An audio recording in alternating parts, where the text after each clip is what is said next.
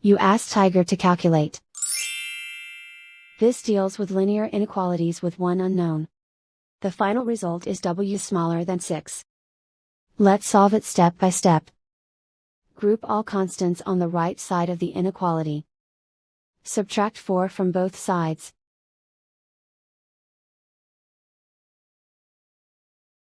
Simplify the arithmetic.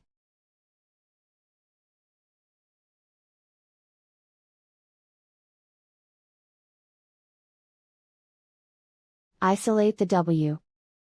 Multiply both sides by inverse fraction 3/1.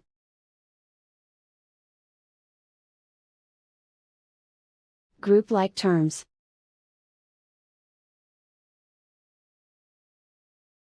Multiply the coefficients.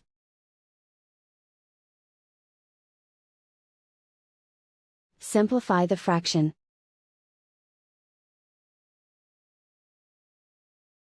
Simplify the arithmetic.